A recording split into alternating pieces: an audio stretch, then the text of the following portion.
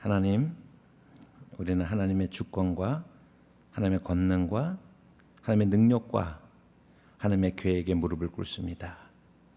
이 세상에는 우리가 마음을 둘 곳이 없고 분열과 혐오와 배제와 다툼과 또 고통이 그것으로 인해서 충만한 이런 곳에 저희들이 주님이 아니면 아니 되겠사오니 이 시간에 우리를 불쌍히 여기사 하나님의 충만한 사랑을 우리에게 나타내 보이시며 그 은혜 속에 저희들의 안전함을 누리게 하여 주시옵소서.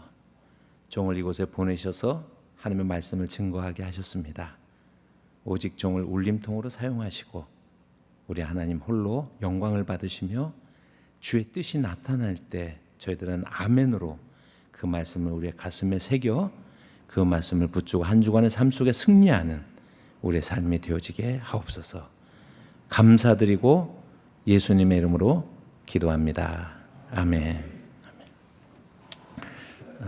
여러분 반갑습니다. 성경은 하나님의 말씀입니다. 우리가 신약과 구약에 있는 그런 성경의 말씀들은 전부 다 예수 그리스도에 관한 것이다 라고 하는 것을 우리는 잘 알고 있습니다. 그러나 정작 성경을 펼쳐보면 구체적으로 어떤 부분이 그런 의미를 가지고 있는지에 대해서 아는 것은 쉽지가 않습니다. 그래서 오늘 저는 이 본문의 말씀을 통하여서 과연 구약이나 신약이나 하나님의 뜻은 우리 인간을 향한 그런 하나님의 사랑으로 예수 그리스도를 우리 가운데 보내주셔서 그 주님의 사랑에 힘입어서 그 주님의 십자가의 죽으심과 부활에 힘입어서 우리가 구원을 얻는 것이다라고 하는 그 변함없는 역사적 사실, 그것이 구약에 어떻게 적용되어지고 신약에 어떻게 적용되어지는지 하는 그 말씀을 여러분들과 함께 나누기를 원합니다. 오늘 읽은 본문의 말씀은 시편 110편에 있는 그런 말씀입니다. 우리 한번 시편 110편 1절에 있는 말씀을 같이 한번 띄워주시기 바랍니다. 시편 110편 1절에 있는 말씀입니다. 네, 우리 한번 같이 한번 읽어볼까요? 여호와께서 내 주에게 말씀하시기를 내가 내 원수로 내 발등상이 되게 하기까지 너는 내 우편에 앉았으라 하셨도다 라고 이렇게 말씀을 하고 있습니다. 시편 전체에서 가장 중요한 메시아 예언이 3개가 있는데 그것은 하나는 시편 2편이고요. 그리고 이제 두 번째로는 시편 72편입니다. 그리고 시편 110편, 오늘 읽은 말씀이 시편 150편의 시편들 중에서 메시아 예언으로 가장 중요한 그러한 장임들입니다. 그런데 구약 성경 중에서 신약으로 넘어갔을 때 가장 많이 인용되어진 이제 그런 구절이 바로 그러니까는 이제 신약에서 이제 예수님이 오셨는데 예수님은 구약의 모를 이룸이라는 말씀을 많이 하시잖아요. 그러니까는 신약 성경 전체에서 구약의 어떤 부분을 성취다라고 가장 많이 인용되어지는 구절이 시편 110편 1절이에요. 오늘 읽은 그런 이제 말씀입니다. 그래서 신약 성경에서 시편 110편을 인용한 예를 들면 사도행전 2장 같은 경우를 우리가 볼 수가 있는데 사도행전 2장의 말씀은 우리가 잘 아는 것처럼 성령 강림의 그러한 그 말씀들입니다. 성령님이 강림하셨을 때 그랬을 때 우리가 잘 아는 것처럼 하늘에서는 강한 바람 같은 소리가 하늘에서부터 나왔고 이것도 굉장히 중요한 의미가 있습니다. 신학적인 의미가 있고 그리고 불의 혀처럼 갈라지는 것이 각 사람의 머리 위에 머물렀습니다. 그 현상을 경험하고 나서 제자들은 하나님의 말씀을 선포하기 시작을 했고 그리고 방언을 하기 시작을 했고 듣는 사람들은 각각 자기의 나라의 말로 그 말씀을 들었다라고 하는 것을 우리가 사도행전 2장 이야기를 잘 알지 않습니까? 그런데 이 현상을 경험하는 그 현장에 있었던 사람들은 어떤 반응을 보였을 것 같습니까? 거기에 대해서 성경에 사도행전 2장 12절과 13절의 말씀을 보시면 다 이게 이제 그런 현상이 나타났어요 지금요.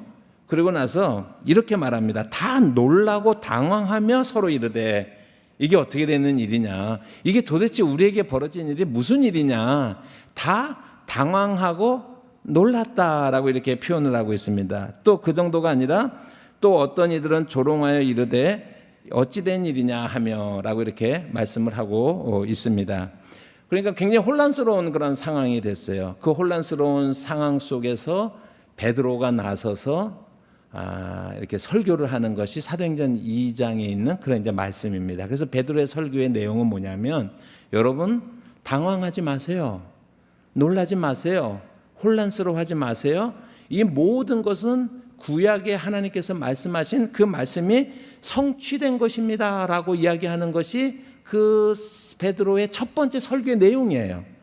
그 설교의 결과로 어떻게 됐습니까? 3,000명이 그날 회개했더라라고 말씀을 하고 있고, 그 3,000명의 회개의 결과로 예루살렘 교회가 세워지는 그런 역사가 나타나고 있습니다. 사도행전 2장 23절, 34절부터 36절까지, 그러니까 그 베드로의 설교 중에서 핵심적으로 구약을 두 번 인용을 하고 있는데, 그 두 번째 인용 구절을 우리가 34절부터 36절까지를 한번 읽어보도록 하겠습니다. 우리 PPT를 잠깐 띄워주시면, 네.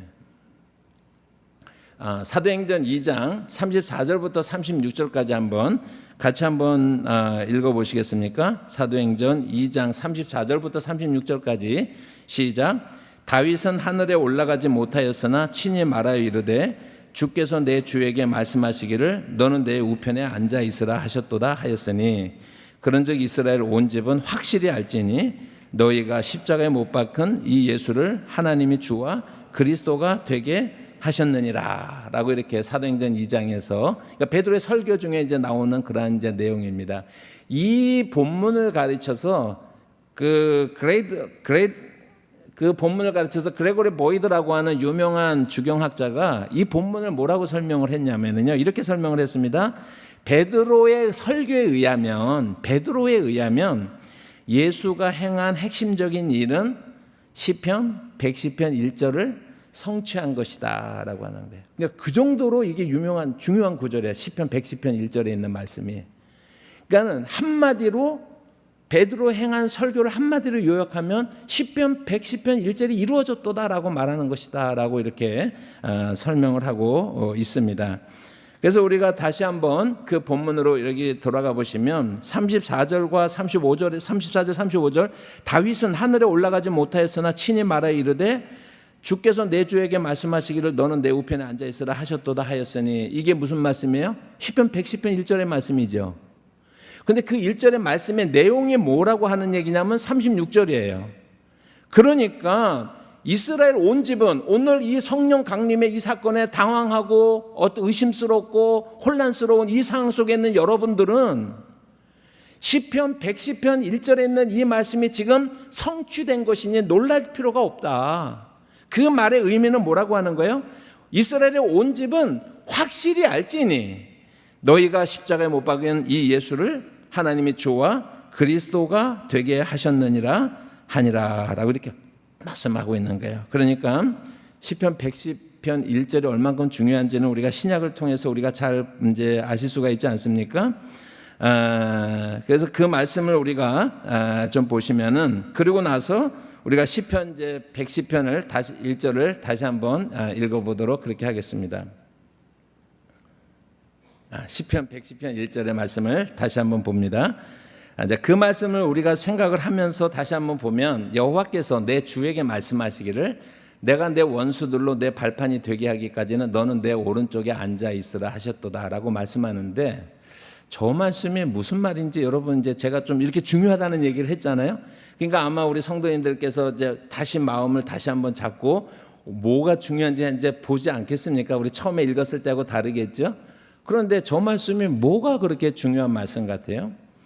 이 말씀의 의미를 우리가 한번 찾아가 보는 것이 중요한데, 제가 빨갛게 표시하는 것 중에 저런 단어들이 굉장히 중요합니다. 여호와께서 내 주에게 말씀하시기를, 원수들로 내 발판이라는 말이 중요하고 내 오른쪽에 앉아 있으라라고 하는 말이 중요한데요. 지금 이제 다윗이 쓴 시예요. 시편 110편은요. 다윗은 BC 1000년경에 살았던 사람이고, 다윗이 이 시편을 쓸 때 신분은 뭐예요? 다윗이 왕이에요. 그런데 저 장면 잘 보세요. 여호와께서 내 주에게 말씀하시기라는 말을 잘 한번 생각해 보면요, 다윗이 왕인데 여호와는 우리가 아는 하나님이시잖아요, 그죠? 그런데 하나님 말고 다윗이 BC 1000년에 주라고 표현하는 존재를 지금 보고 있는 거예요.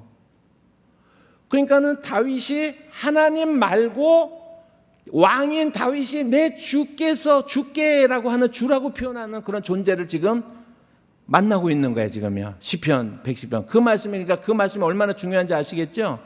그런데 하나님께서 다윗이 주라고 부르는 어떤 존재에게 말씀을 하시는데 하나님이 이렇게 말씀하십니다. 너는 너의 때가 돼서 네 원수가 네 발판이 되기까지 너는 내 오른쪽에 앉아 있으라 라고 이렇게 말씀. 하나님께서 그 어떤 다윗이 주라고 부르는 존재. 그러니까 우리가 설교를 좀 쉽게 하기 위해서 우리는 그 존재가 누구라는 것을 다 아시죠? 예수라고 하는 걸 아시죠? 그러니까 구약에서 지금 다윗이 예수를 보고 있는 거예요, 지금요. 그래서 하나님께서 예수님에게 말씀하시기를 이제 네 원수가 네 발판이 되기까지 너는 내 우편에 앉아 있으라 라고 이렇게 말씀을 하고 있다라고 하는 것입니다. 그런데 발판이 된다라고 하는 것이 뭐겠어요? 이제 왕이 이렇게 높은 이렇게 용상에 앉게 되면 발을 편안하게 내려놓기 위해서 어떻게 해요? 이제 발판을 이렇게 놓잖아요, 그죠? 그래서 발을 편안하게 이제 내려놓는 그 발판을 여러분들이 생각을 하시는데 거기에서 멈추면 안 된다라고 하는 거예요. 그래서 이 발판의 의미가 고대 사회에서 왕의 발판의 의미가 무엇인지 하는 것을 우리가 좀 이해를 좀 하셔야 됩니다. 그래서 그 발판 이야기를 잠깐 말씀을 드리면 이게 이제 이집트의 유명한 투탕카멘의 그러한 그 발판입니다. 그 발판이 밑에 발판이 보이시죠? 그래 이제 보이시죠? 그 다음에 투탕카멘의 다른 용상입니다. 그래서 거기에도 이제 발판이 여러분들 보이시죠? 이게 이제 다른 건데 다른 것도 이제 보이시죠? 저 발판의 밑에 있는 발판을 갖다가 제가 확대를 한번 해봤습니다. 확대를 해보니까 저게 발판입니다. 근데 저거를 자세하게 보시면은 여러분들 저걸 좀 자세하게 보시면 거기 자세하게 제가 확대해봤습니다. 그러니까 어때요? 피부 색깔이 어때요? 저기요? 다르네요. 그 발판에 새겨져 있는 사람들이 어떤 사람들은 까맣고 어떤 사람들은 좀 아시안 사람들처럼 황색이고 그러지 않습니까? 그리고 저 사람들이 눕혀져 가지고 팔을 사실은 저를 잠깐 보시면 팔을 뒤로 한 채 이렇게 끈으로 묶여 있는 거예요, 지금요. 저 그림이. 그런 그림이 발판 위에 새겨져 있는 것을 우리가 보게 됩니다. 여러분들이 저 그림을 잘 한번 보시면 저건 이제 람세스 2세의 굉장히 유명한 람세스 2세가 거기에 의자에 앉아 있고 저 밑에 보면은 아까와 같은 이제 똑같은 그림이 있습니다. 그러니까 여기에서 우리가 생각해야 되는 것은 뭐냐면 여호와께서 내 주에게 말씀하시기까지 내 원수가 너의 발판이 된다라고 하는 그 발판이 그 다윗에게 주었을 때 BC 1000년의 상황 속에서 그 역사 속에서 그 발판의 의미가 뭐냐면 왕이 자기의 생전의 치적들을 그래서 어떤 왕을 정복하거나 어떤 왕을 항복시키거나 어떤 큰 토목 공사를 하거나 그런 공적들이 있죠. 그 공적을 발판에 새기는 겁니다. 그래서 그거를 매일같이 용상에 앉아갖고 깔고 앉는 거예요. 그래서 그건 뭐예요? 내가 이만큼 위대한 왕이다라고 하는 상징이에요. 그 발판이. 지금 여러분들이 보시는 것처럼 그냥 우리가 밋밋한 발판을 생각하면 안 되고 그러니까 왕의 발판 속에서는 왕이 저기도 지금 람세스 2세 그 밑에 보면은 저 람세스 2세가 정복했었던 왕들이 이름이 쫙 있고 다 뒤로 묶여 있고 그게 이제 발판에 그렇게 있거든요. 새겨져 있거든요. 그러니까 그것뿐만 아니라 지금 제가 보여드린 것처럼 이것은 모든 중근동 지역의 그런 그 발판의 역할이다라고 하는 거예요. 그러니까 이런 역사적인 배경을 가지고 시편 110편을 읽어야지 그게 보이는 거예요. 그러니까 여호와께서 내 주 예수에게 말씀하시되 예수의 원수가 내 발판이 되기까지라고 하는 거거든요. 그러면은 언제 예수의 원수가 누구예요?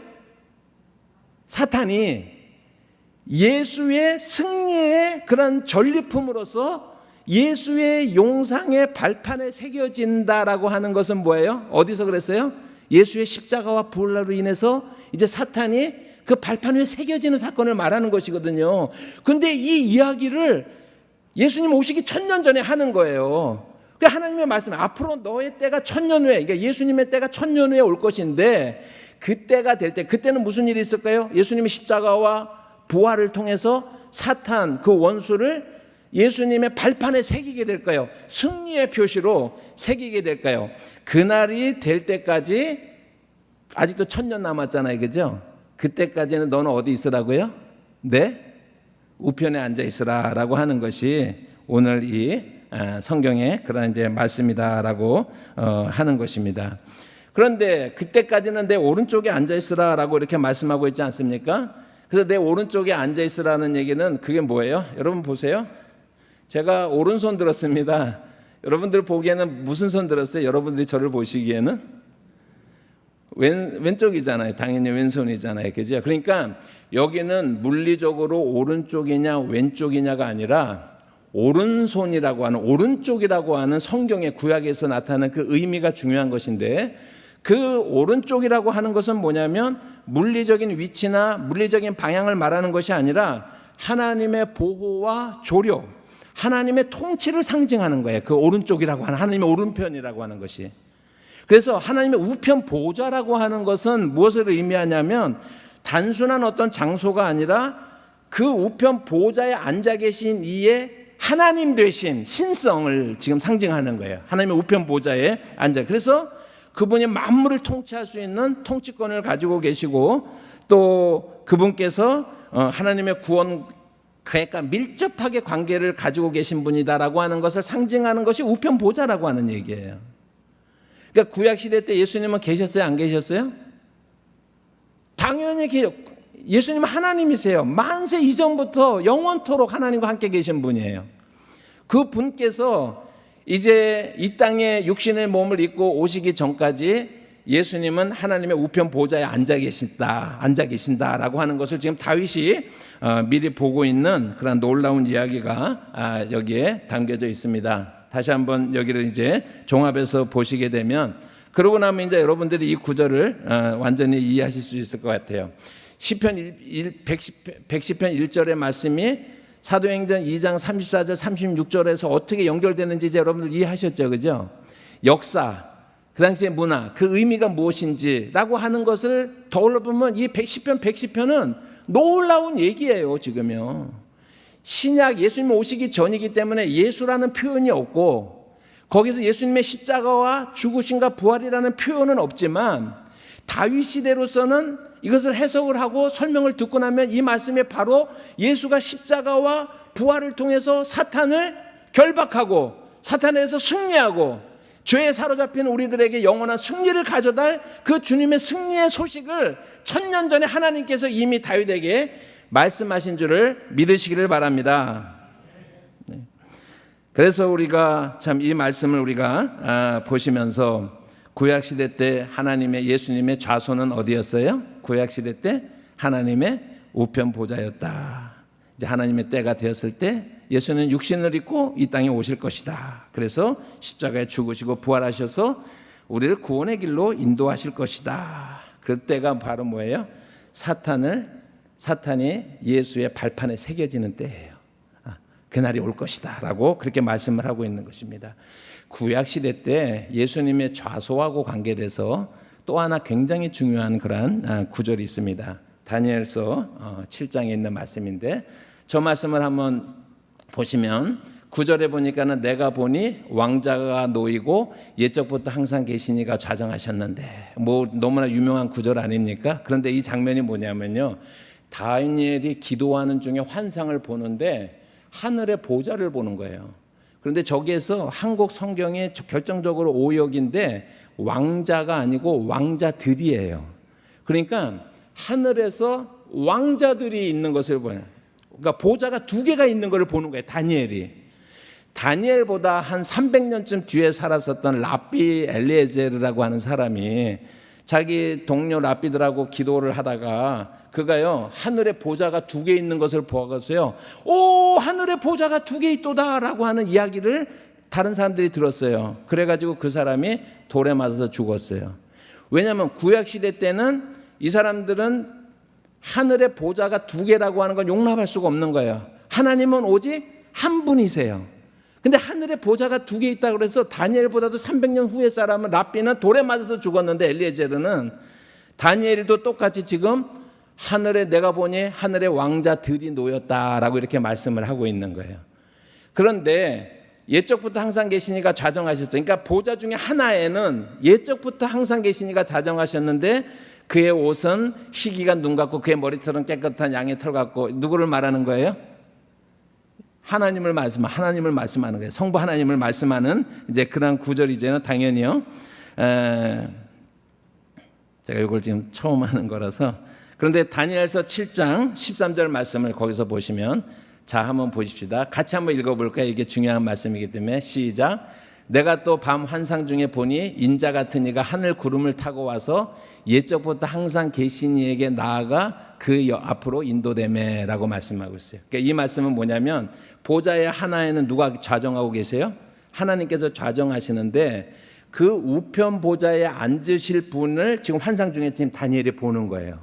그런데 환상 중에 보는데 뭐라 그랬어요? 인자 같은 이가 하늘 구름을 타고 와서 옛적부터 항상 계신 이에게 나아가 그 앞으로 인도돼서 그 우편 보좌에 앉으시는 거 다니엘이 보는데, 그분이 뭘 타고 온다고 그랬어요?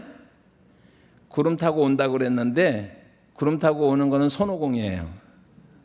그래서 이거는 구름을 타고 오는 게 아니라, 그래서 그 예수님의 자동차가 구름입니까?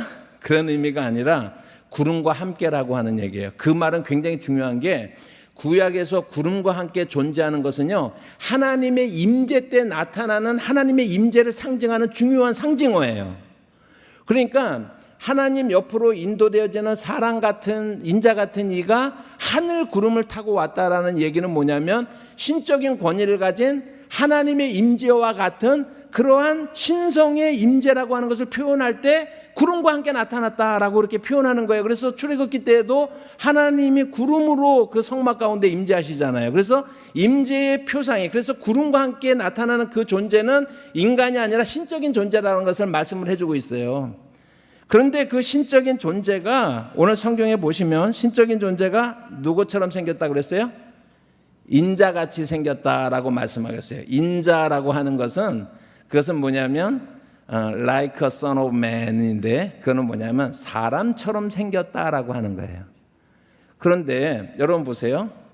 사람한테, 제가 여기 아직까지 친한 분이 없어가지고 설명을 못 하겠는데, 저한테요, 야 김동일 목사 꼭 인간같이 사람같이 생겼네 그러면 칭찬이에요, 욕이에요? 아니 제가 사람이잖아요. 근데 이 다니엘서는 굉장히 중요한 의미가 뭐냐면은요, 사람처럼 꼭 생긴, 그런데 구름과 함께 임한다라는 거는 이게 인간이라는 거예요, 신이라는 거예요? 사람이 아니에요. 근데 꼭 사람처럼 생겼어. 사람처럼 생긴 신이 하나님의 우편 보좌로 인도되는 거예요. 누구를 말하는 거예요? 어떻게 아셨어요? 그냥 설명을 들으면 그냥 알잖아요, 예수라고 하는 것을. 그래서 우리는 신약에서만 예수의 그림을 보는데 구약에도 예수의 그림이 나오는 거예요. 예수가 나오는 것입니다. 꼭 사람처럼 생긴 하나님이 구름과 함께 임해서 하나님의 우편 보좌에 인도되어지는 그 모습을 지금 다니엘이 BC 600년, 그러니까 다윗은 BC 1000년, 다니엘은 BC 600년대에 벌써 이 사실을 지금 보고 있는 것입니다. 이게 놀라운 얘기라고 할 수가 있지 않습니까? 그래서 예수님은 뭐라고 그러냐면요, 예수님은 자기를 호칭할 때마다 예수님은 뭐라고 그랬어요? 예수님은 당신의 입으로 한 번도 메시아로 오신 예수님이지만, 신약 성경 읽어보세요. 메시아라고 자기를 스스로 얘기한 것은 한 번도 없어요. 자기 입으로 한 번도 안 나옵니다. 딱 한 번 재판을 받을 때 네가 하나님의 아들 메시아냐? 라고 물었더니 예수님이 그때 뭐라고 그러시냐면요, 맞다라고 얘기를 했어요. 그때도 자기 입으로 메시아다라는 말을 했어요, 안 했어요? 여러분, 메시아로 오셨지만 예수님은 신약 성경 내내 메시아라는 단어를 자기에게 한 번도 적용해서 쓰신 적이 없어요. 왜냐하면 그들이 메시아에 대해서 오해하고 있기 때문에.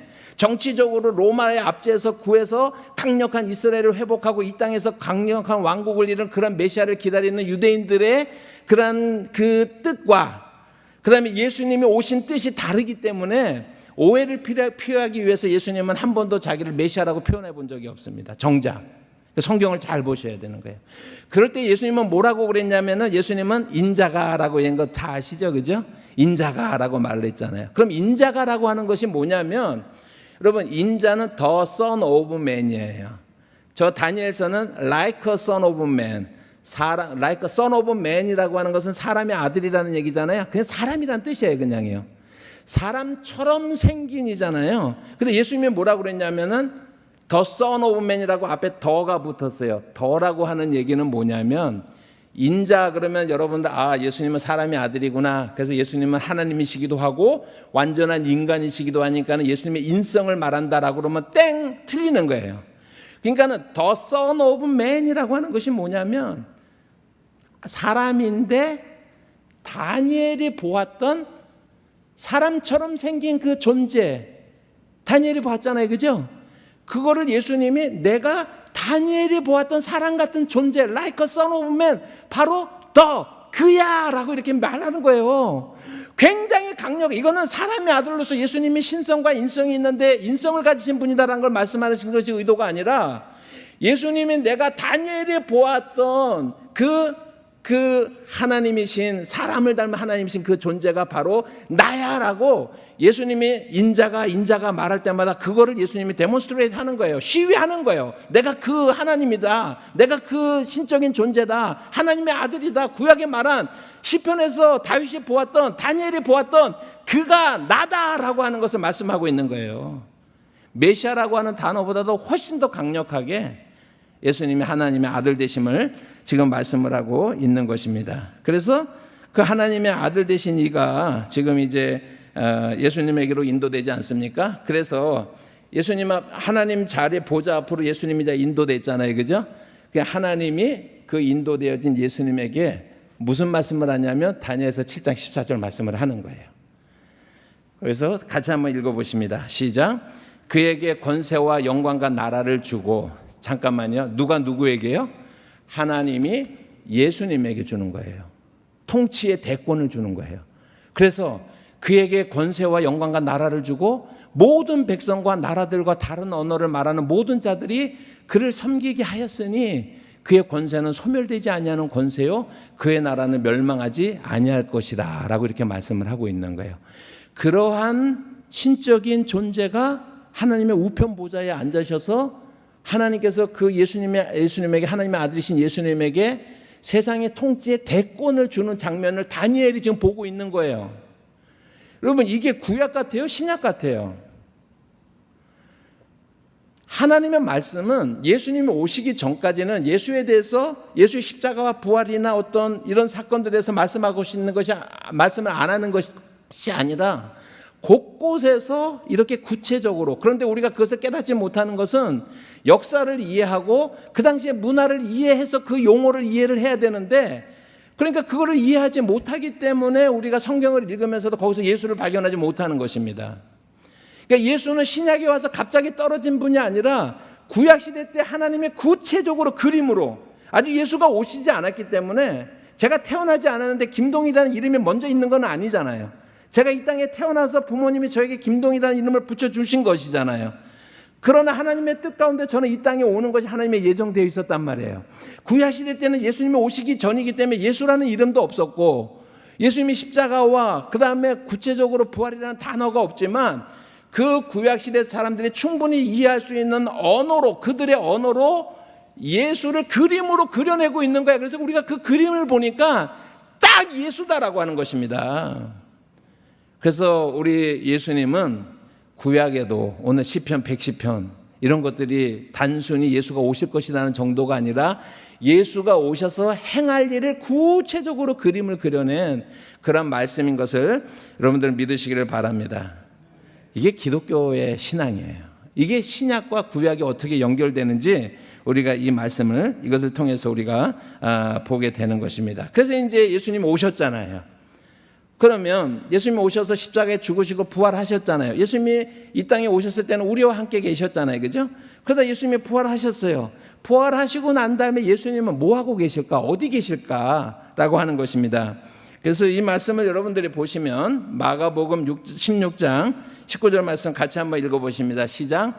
즉 예수께서 말씀을 마치신 후 하늘으로 올려지사 하나님의 우편에 앉아 계시느니라.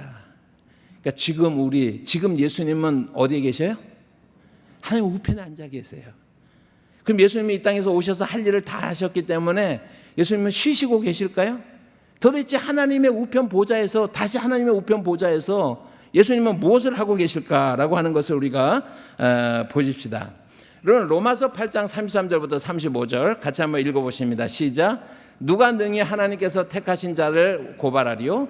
의롭다 하신 이는 하나님이시니 누가 정죄하리요? 죽으실 뿐만 아니라 다시 살아나신 이는 그리스도 예수시니 그는 하나님의 우편에 계신 자요 우리를 위하여 간구하시는 자신이라. 누가 우리를 그리스도의 사랑에서 끊으리요? 환난이나 곤란이나 박해나 기근이나 지진이나 위험이나 칼도 우리를 그리스도의 사랑에서 끊을 수가 없다라고 하는 거예요. 하늘에서 하나님의 우편에 앉아 계신 예수님께서 하시는 것은 뭐예요? 성도를 보호하고 성도를 위해서 기도하고 있는 것입니다. 여러분, 저 구절에 로마서 8장 33절부터 35절이지만 여러분들이 성경을 좀 보시면은 그 위에 보면은 성령님께서 말할 수 없는 탄식으로 성도를 위해서 구하시느니라라고 하는 말씀 나오죠, 그죠? 그러니까 로마서 8장을 읽을 때 성령님은 우리를 위해서 말할 수 없는 탄식으로 우리를 위해서 간구하게 계시는 분이라는 것은 유명한데, 그 몇 절 밑에 보면 예수님도 우리를 위해서 기도하고 계신다라고 하는 거예요. 그래서 우리가 어떤 성도의 환난이나 곤고나 기근이나 적신이나 칼이나 이런 것들이 우리의 생명을 하나님의 품으로부터 뺏어가지 못하도록 보호하는 역할을 하나님의 우편 보좌에서 지금도 여전히 우리를 향해서 사역하고 계시는 분인 것을 믿으시기를 바랍니다. 이게 신약 시대 때 오늘 우리에게 하나님의 우편 보좌에 앉으신 우리 예수님께서 행하시는 일이다라고 하는 것입니다. 신약성경 한 군데만 더 볼까요? 사도행전 7장 55절과 56절의 말씀을 보시면 같이 한번 읽어보십니다. 시작. 스데반이 성령 충만하여 하늘을 우러러 주목하여 하나님의 영광과 및 예수께서 하나님 우편에 서신 것을 보고 말하되 보라, 하늘이 열리고 인자가 하나님의 우편에 서신 것을 보노라 한데. 스데반이 설교를 하다가 지금 이제 돌에 맞아서 죽기 직전입니다. 그래서 돌들을 다 이렇게 들고 있을 때, 그럴 때 여러분들이 이제 돌에 맞아 죽는다는 게 돌을 어떻게 해서 돌로 이렇게 치는지 아세요? 이제 땅을 파는 겁니다. 땅을 파서 이제 허리까지 이렇게 사람을 묻어요. 그리고서 돌이라고 하는 건 요만한 돌들이 아니라 큰 돌 같은 거로 이렇게 내리치는 것입니다. 여러분, 이슬람에서 지금도 샤리아법에 보면, 그럼 이제 뭐 가늠한 사람이거나 이런 사람들 보면은 샤리아법으로 처단을 하잖아요. 근데 여러분, 이슬람 사람들은 어떻게 하냐면요, 남자하고 여자하고 똑같이 나쁜 짓을 하다 잡혀왔는데 여자는요 여기까지 묻어요. 그리고 남자는 발목까지 묻습니다. 그래서 돌로 쳐요. 그러면 남자는 쉽게 어떻게 할 수 있어요? 도망갈 수가 있죠, 그죠? 돌로 치면 도망갈 수 있죠. 그건 신의 뜻이야. 그러니까 이게 신의 뜻이야. 그런데 남자는 발목까지 묻어, 여자는 여기까지 묻어요. 도망갈 수 있어요, 없어요? 이게 이슬람 샤리아법이에요, 지금요. 그런데 그거하고 비슷한 것 같지만 우리 성경에도 이제 돌로 치는 장면이 이제 나오는데, 그 스데반이 돌에 맞아 죽기 직전에 그가 저 성경을 보죠. 그 다음 성경 구절을 보시면요, 하나님, 저들은 저들이 하는 것을 알지 못합니다. 저들을 용서해 주세요라고 하면서 돌에 맞아서 죽어요. 죽으면서 그렇게 기도를 해요. 어쩌면 스데반이 그렇게 기도할 수 있었던 것은 뭐냐면, 스데반이 돌에 맞아서 고통스러운 그 가운데 하늘문이 열리면서 영적으로 지금 하늘을 보는 거예요. 그 하늘을 봤는데, 그 하늘을 보니까 하나님의 영광이 보이는데, 예수님께서 하나님의 우편에 어떻게 계시다 그랬어요? 서서 계시다라고 하는 거예요. 저는 처음에 이 구절을 읽으면서 너무너무 이렇게 참 감격스럽게 그 구절을 이제 읽었는데, 하나님은, 예수님의 정위치는 하나님의 우편 보좌에 앉아 계시는 거로 다 나와요. 근데 성경의 한 군데 스데반의 경우를 보면, 여러분, 성도가 고통당할 때, 의로운 일로 믿음을 지키기 위해서 고통당할 때 예수님은 앉아 계실 수가 없는 거예요. 그래서 예수님은 서서, 스데반아, 조금만 참아. 여기가 네가 있을 곳이야. 라고 말씀하는 거예요. 그 표현이 서서, 예수님께서 서서. 여러분, 우리가 자식을 키워도 자식이 아프거나 그러면 부모로서 어떤 마음을 갖습니까? 더 애틋하고 더 사랑하고 더 따뜻한 마음으로 자녀를 돌보는 게 부모됨 아니에요? 여러분, 우리 예수님은 하늘에서 우리 성도들을 위해서 기도하고 계시지만은 특별히 성도가 그리스도로 말미암아 깊은 고난 가운데 있을 때 예수님은 가만히 앉아 있을 수가 없어서 서서 그 성도를, 그 자녀를, 그 하나님의 백성을, 그 자기 피로 값주고 산 그 생명을 서서 안타까워하면서 조금만 참아라 라고 말씀하시는 분이 우리 예수님이신 것을 믿으시기를 바랍니다. 여러분, 우리가 살다가 보면 얼마나 많은 고통과 아픔과, 그럴 때마다 우리가 가끔 생각하는 것이 하나님이 살아계시는 한데 예수님이 현재도 계시는 거는 맞아? 라고 하는 마음이 들 때마다, 여러분, 성경이 우리에게 주시는 위로는 뭐냐면 예수님은 하나님의 우편 보좌에 계시면서 우리를 위해서 기도하시고 우리를 그 어떤 사탄의 세력으로부터 우리를 보호하실 뿐만 아니라 성도가 고통 가운데 있을 때 하나님의 우편 보좌에 앉아 계시지 못하고 서서 그 성도들을 향해서 주님의 마음을 표현하시는 그 주님의 모습을 오늘 우리 성락개혁, 우리 모든 우리 성도님들께서 그 주님을 만나는 은혜를 누리시기를 축복합니다. 그 주님을 만나시기를 바랍니다. 그 예수님께서 그러면 이제 앞으로는 어떻게 하실 것인가? 예수님께서 그 구절을 우리가 이제 한번 봐야겠죠. 요한계시록 7장 17절의 말씀을 보시면, 요한계시록입니다. 같이 한번 읽어보십니다. 이는 보좌 가운데 계신 어린 양이 그들의 목자가 되사 생명수 샘으로 인도하시고 하나님께서 그들의 눈에서 모든 눈물을 씻어 주실 것임이니라 라고 이렇게 말했어요. 우리가 영원한 하나님의 나라에 들어갔을 때 우리 예수님께서는 우리 성도들을 환영하시면서 수고했지, 아팠지, 힘들었지, 그 눈물을 어떻게 해주신다고요? 닦아주실 거예요. 예수님이 재림하시고 난 다음에 우리가 영원한 하나님의 나라에 갔을 때 그들의 눈에서 모든 눈물을 씻어주실 거예요. 그래서 그것은 눈물이 없는 곳이 되는 거예요. 우리는 이 땅에서 우리가 승부하는 사람들이 아니라 그 소망 가운데 우리가 살아가는 사람들인 것입니다. 우리는 누가 뭐래도 이 땅에서 아파트 2채 사고 부자 되고 그런 것이 아니라 우리 영원한 소망이 어디에 있습니까? 하나님의 나라에 대한 그런 약속의 말씀. 그런데 그 말씀이 구약과 신약과 그리고 장차 올 그런 하나님의 나라에 대해서 성경에 말씀하고 있는 것이, 여러분, 여기서는 하나님이 이 말씀하시고 여기서는 또 다른 말씀하시고 여기는 또 다른 말씀하시고 그래요? 하나님의 말씀이 얼마나 일관되게 하나님의 뜻이 이 말씀 속에서 하나님의 계획이 우리 가운데 설명되어지는지. 그래서 우리는 이 땅에서 살면서요, 알면서 걸어가는 신앙생활이에요. 여러분, 이렇게 힘들 줄 몰랐어요 라고 말할 필요가 없어요. 우리는 예수를 믿을 때 그 사실을 알고서 믿는 사람들인 것입니다. 그러니까 환난이 있다라고 할지라도, 어려움이 있어도, 눈물이 나는 순간이 있어도 성경이 우리에게 약속하신 것은 뭐냐면, 너가 예수 믿으면 어려움도 겪지 않고 복받고 자녀들도 잘 되고 그럴 것이다 라고 성경이 약속하지 않았어요. 시편에 보시면 여호와는 나의 목자시라 여호와는 나의 목자신 내게 부족함이 없어 그가 나를 푸른 초장에 누이시며 쉴 만한 물가로 인도하시는도다. 여러분, 그 말씀을 보시면요, 내가 사망의 음침한 골짜기로 다닐 때라도 내가 막대의 지팡으로 너와 함께하리라고 하는 말씀이 있잖아요. 그렇죠? 여러분 보세요. 예수를 믿으면 사망의 음침한 골짜기로 들어가지 않겠다라고 하는 것이 하나님의 약속이 아니에요.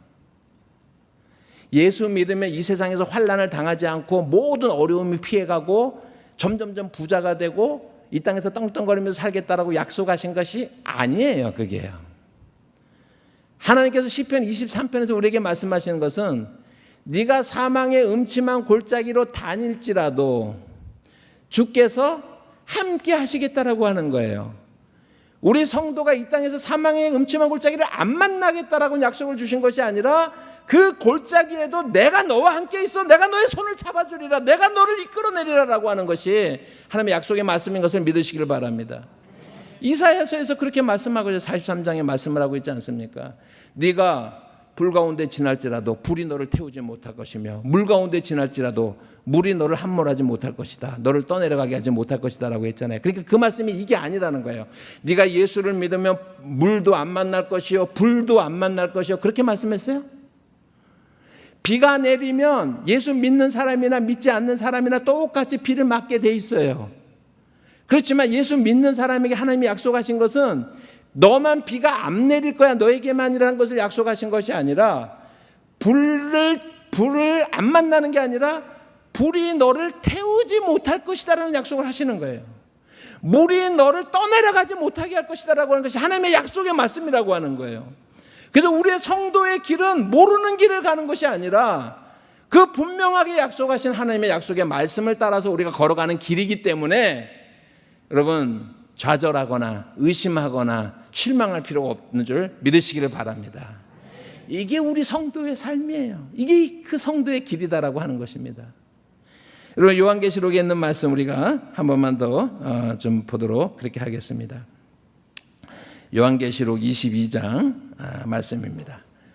요한계시록 22장 같이 한번 읽어볼까요? 시작. 또 그가 수정같이 맑은 생명수 강을 내게 보이니 하나님과 그 어린 양의 보좌로부터 나와서, 하나님과 그 어린 양의 보좌, 하나님의 우편 보좌로부터 나와서 길 가운데로 흐르더라. 여러분 3절의 말씀, 다시는 뭐가 없어요? 저주가 없으며 하나님과 그 어린 양의 보좌가 그 가운데 있으리니 그의 종들이 그를 섬기며 그의 얼굴을 볼 터이요 그의 이름도 그들의 이마에 있으리라. 다시 밤이 없겠고 등불과 햇빛이 쓸데없으리니 이는 주 하나님이 그들에게 비추심이라. 그 성도들이, 구원받은 성도들이 세세토록 뭐 할 거라고요? 왕노릇하리로다. 누구와? 보좌에 앉으신 분과 함께 세세토록 왕노릇 할 것이다 라고 하는 것이 하나님의 약속의 말씀이에요. 오늘 저는 시편, 다니엘서를 봤어요. 여러분과 함께 사도행전을 봤어요. 여러분 마가복음을 봤어요. 로마서를 봤어요. 그리고 요한계시록을 봤어요. 성경 구약부터 신약과 그 다음에 요한계시록까지 다 봤잖아요. 일관되게 말씀하시는 하나님의 뜻은 뭐냐면 하나님의 우편 보좌에 앉으신 하나님의 아들이신 예수 그리스도, 그 신적인 그분께서 우리를 위해서 십자가에 죽으시고 부활하셔서 우리 성도들을 끝까지 지키시고 보호하시고 그리고 우리를 영원토록 하나님과 더불어 왕노릇하게 하는 그것이 그 예수 그리스도를 믿는 자들에게 주어지는 하나님의 약속인 것을 믿고 어떤 상황 속에서도 여러분, 코비드로 인해서 어떤 힘든 상황 속에서도 여러분 흔들리지 않는 그러한 여러분 되시기를 주님의 이름으로 축복합니다. 기도하겠습니다. 우리가 말씀을 함께 보았습니다. 시편 110편 1절의 말씀을 보았습니다. 여호와께서 내 주에게 이르시되 네 원수가 너의 발판이 되기까지 너는 내 우편에 앉아 있으라 라고 하시는 그 말씀이 어떤 말씀인지 우리가 보았습니다. 그렇습니다. 우리는 그 약속 가운데 사는 자들입니다. 그 약속 안에 머무는, 그래서 모든 의심을 다 벗어버리고 분명한 믿음과 확신 가운데 하나님의 뜻이 설 것을 믿고 그 믿음대로 나아가겠습니다 결단할 수 있는 이 시간에 우리가 함께 통성으로 함께 기도하겠습니다. 함께 기도하겠습니다.